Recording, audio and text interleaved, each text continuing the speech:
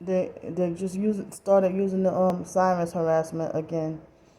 They just did it for a few seconds, and then the moment I press record, they stop instantly to gaslight me. Well, I already caught some footage yesterday of the fake alarm, like the sirens harassment and stuff like that.